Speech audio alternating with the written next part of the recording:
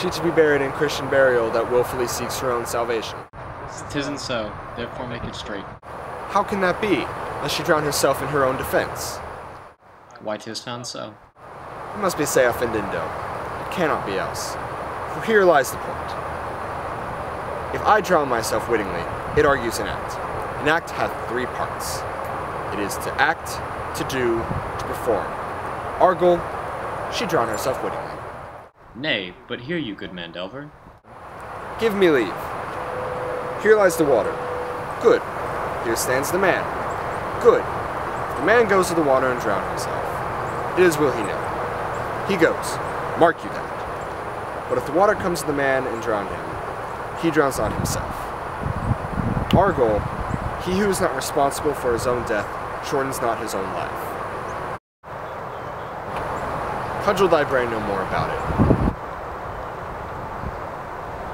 Go thee to Yogden. Get me a stop of liquor. Ha ha ha! In youth when I did love me thought it was trapped all the time for my beard. Oh, me thought there was nothing on meat. Has this man no feeling for his business that he sings while grave making? Custom hath made him a property of easiness. 'Tisn't so. But age with his stepping step had found me in his touch, and shipped me into the land as if never I had been such. Why might that not be a skull of a lawyer? Would be his quiddles, his quillets, his tricks? Why be it that root of a knave, knock his sconson, will not tell the actions of battery? Not a jot more, my lord. Is parchment made of sheepskin? Aye, my lord, and of calfskin too. Sheep and calves take assurance in that. Whose grave be this, sirrah? Mine, sir. I think indeed it to be yours without liest in it. You liest in it, therefore it is not yours. For my part, I do not liest in it, yet it is mine. I think indeed thou liest in it, for it to be, and 'tisn't for the dead, not for the quick. 'Tis a quick lie. Tool away again, from me to you. For what man does thou bury? No man, What woman? none neither. For who do you bury? One that was a woman. How absolute a knave. How long has thou been a grave maker? All the days near came, they to it that our last King Hamlet overcame Fortinbras. How long is that since? Cannot you tell that? Every fool can tell that. It was the very day that young Hamlet was born. He that is mad and sent him to England. Mary. Why does he be sent to England? Why? Because he is mad, and is sent there to recover. And if he is not, 'tis no great matter there. Why? 'Twill not be seen in him there. The men there as mad as he. How came he mad? Very strangely, they say. How strangely. Faith he in losing his wits. Upon what grounds? Why, here in Denmark. I have been a sexton here 30 years and a day. How long doth the body lie in the ground to rot? 8 or 9 years. Why he more than any other man? Here's a skull now. It's been in the ground 23 years. Whose was it? A whore's son and a mad fellow it was. Who did you think? Nay, I know not. Pestilence on him of a mad rogue. Ah, put a flagon of Rhenish on me once. This same skull, sir, is that of York, the king's jester. This? In that. Let me see.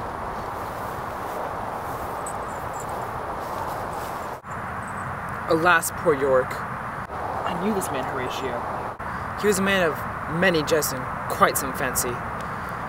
He would have borne me on his back 1,000 times, and how bored in my imagination it is. Your flashes of merriment that would set the table at a roar.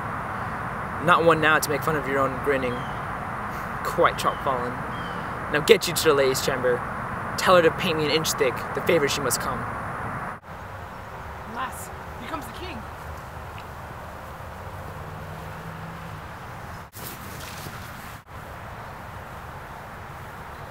The queen, the courtiers, who do they follow, and with such maimed rites?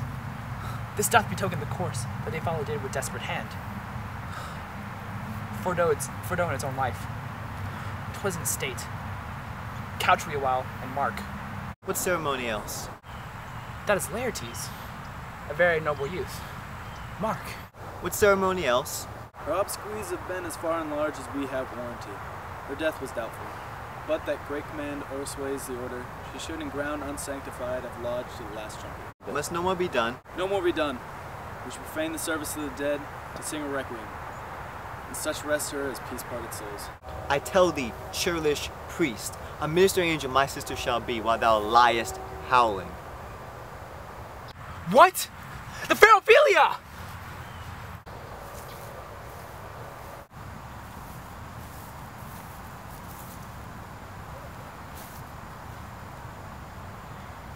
Sweets to sweet farewell. I hoped thou shouldst have been my Hamlet's wife. I thought that bride bed to have decked sweet maid, and not have strewed thy grave. O troubled woe, fall 10 times on that cursed head, whose wicked deed of thy most ingenious sense deprived thee of. What is he whose grief bears such an emphasis as to conjure the wandering stars and make stand the wander-wounded hearers? This is I, Hamlet the Dane. The devil take thy soul! I prithee, take thy fingers from my throat! Pluck them asunder! Hamlet! Hamlet! Gentlemen! Good, my lord. Be quiet! Why? I will fight for this theme until my eyelids no longer wag! Oh, he is mad, Laertes! For love of God, forbear him! What wilt thou do? Weep? Fight? Fast? Tear thyself apart? Drink an easel? Eat a crocodile? I'll do it! Dost thou come here to whine and rant that mouth? I'll rant as well as thee! This is mere madness, and thus a while the fit will work on him, anon! Hear you, sir. For what reason do you use me thus? I loved you better. But 'tis no matter. Let Hercules himself do what he may. The cat will mew. Dog will have his day. I pray the good Horatio, wait upon them. Strengthen their patience in their last night's speech. We'll put this matter to the present push. Good Gertrude, set some watch upon your son. This grave shall have a living monument. An hour of quiet shortly shall we see. Till then in patience our proceeding be.